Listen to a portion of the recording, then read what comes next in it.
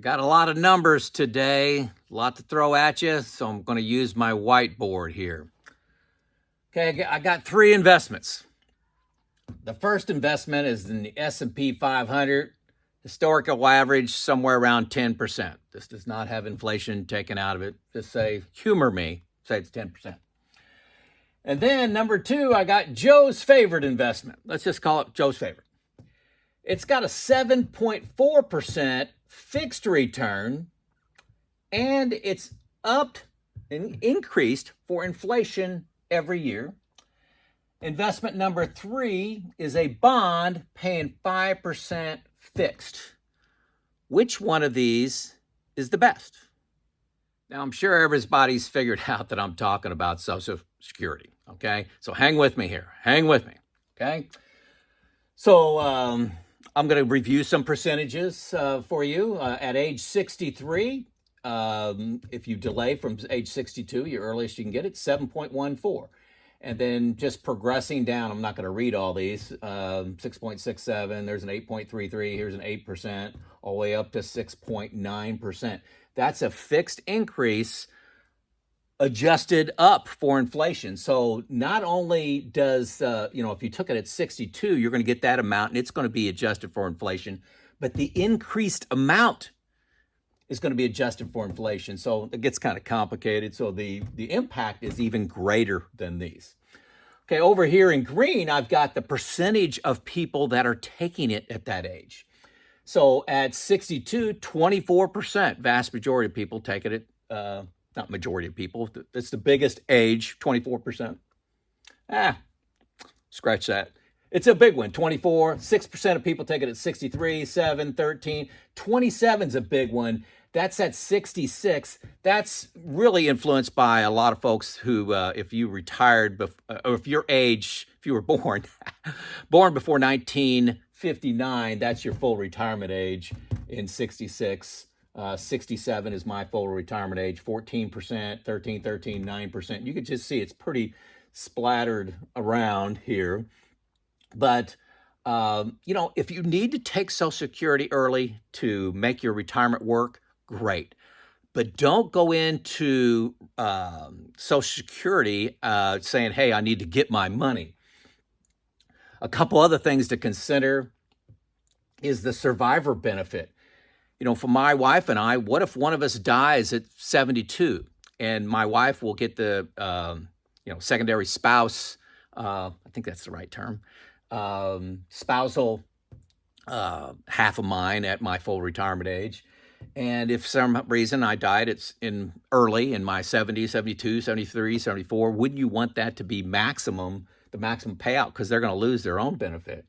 Also, poor stock market, and I'm going to talk about this one in just a second. Poor stock market returns. This was the option one that I was talking about. Why not take Social Security and invest in the stock market? All right, let's get rid of some recency bias. This is the S&P 500 where we're reinvesting the dividends, okay? So this is going to be the return. Let's look at the 1960s, 7.9% return. 1970s, 6.3. 1980s, 16.6. Pretty good. 1990s, 18. Good time to be alive. 2000s, minus 0.6. 2010's 13.5%. So I got little X's here by the returns that were less than Social Security, especially when you factor in inflation adjusted. And there's 6 decades here, and 3 paid less, 1 a lot less, and 3 paid more. So when you quote that the S&P 500 has returned 10%, that's over long periods of time, is it going to do it when you're 62 to age 70? Those 8 years, do you know that, or is there a high probability it's going to be 10% during that decade? The math says, who knows? That's why I say my best asset, risk adjusted, is Social Security. Now, a lot of people say, hey, I want to get my money now. The government owes me this money. I don't know if they're ever going to pay it to me. I think they may go bankrupt.